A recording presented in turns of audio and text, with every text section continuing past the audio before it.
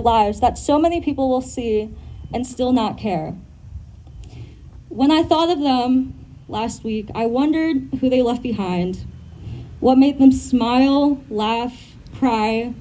I thought about who they loved, who they sacrificed their time and energy for to work at a massage salon amidst a global pandemic.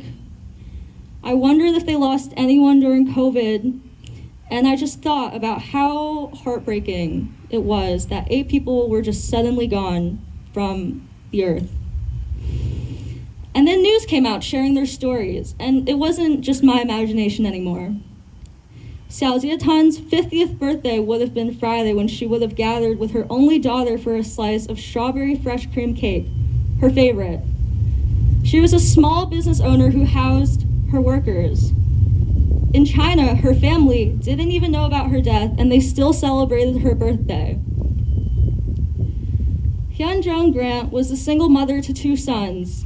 It's only her and her sons in the United States, and the rest of their family is in South Korea, and not even able to come to visit her. She dedicated her whole life to providing for them. Yoon A-yu came to the United States from South Korea in the 1970s. She was a hard worker and loved to sing karaoke with her family. Soon Cha Kim was a grandmother that came to the United States from South Korea in hopes of living a better life. She worked various jobs in hopes of supporting her family, and she loved dancing.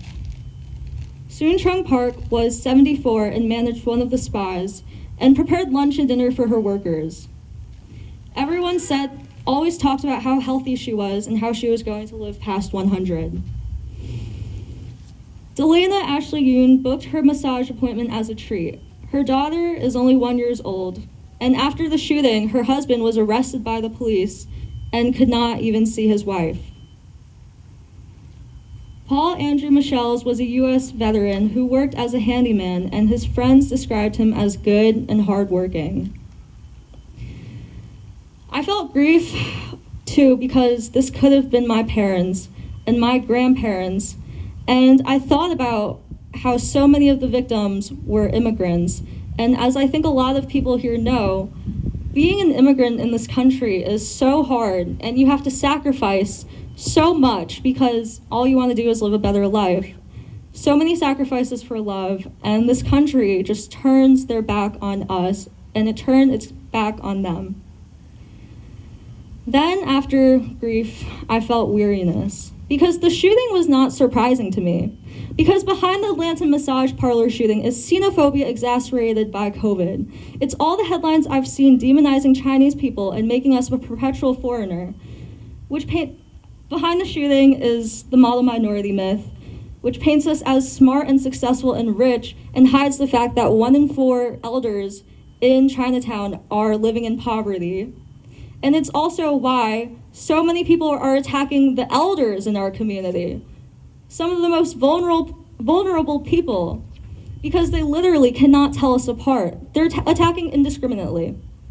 And behind the shooting is the silence and minimization of Asian American issues. You know, the model minority myth, again, erases the struggles of working class Asian American and Pacific Islanders, the undocumented, while driving a wedge between Black and brown people. And that's just so evil because historically, Black and brown people have helped the Asian community. During the Civil Rights Movement, Frederick Douglass spoke against the Chinese Exclusion Act, despite slavery happening at the same time. The Black and Asian community worked hand in hand to liberate the Japanese Americans in the internment camps after World War II. And we can literally vote because of the Civil Rights Act, the Civil Rights Movement. And also behind the shooting is centuries of violence through imperialism and colonization, which is why so many people have Asian fetishes today, which is why that shooter saw massage parlors and thought of it as a place for him to release his sexual tension. After this weariness, I felt anger. I'm still angry, but I'm just really tired because the majority of this country still continues to ignore, deny, dehumanize, and gaslight us. The police said that he was just having a bad day. A lot of people are saying that it wasn't about race, he was just addicted to sex, and news anchors continue butchering the names of the victims. And I felt anger too as I began to relive my racial traumas in living in this town. Racism and white supremacy are not foreign concepts. Last Friday, my track coaches at Governor Livingston called the police to my home because they misunderstood a casual email that literally had emojis in it because of their paper-thin skin and their inability to talk about race. And when I was angry at them, rightfully angry, they ignored me for 4 days. And the only way I could reach them was when my parents scheduled a meeting with the Board of Education. And at that meeting, they tried to deny that it was a failure on their part.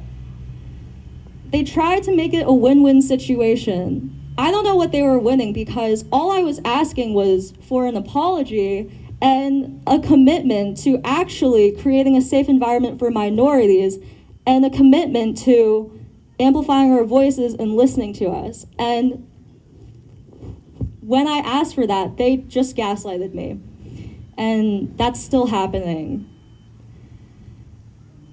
Racism and white supremacy are very much alive in our town, in our schools, in our government, and the media you consume, in you and in me. And if we want change, we must start dismantling it in any way possible. How do you do that, you might be wondering? Educate yourself on our history. There's some amazing boards today that community members prepared. Support grassroots organizations and projects. Learn about systems of oppression like white supremacy, misogyny, imperialism, racial capitalism, fetishization of Asian women. Unite with us and unite with other minorities because when we're together, we're stronger. We deserve our space and we deserve to have our voices heard. And also, just take the time to tell your families that you love them and appreciate them because that is also a form of activism. And don't let your activism be reactionary because by then it's too late. That's pretty much all I wanted to say. And yeah, I'm just sending love and solidarity to all my Asian Americans out there, especially my Asian women.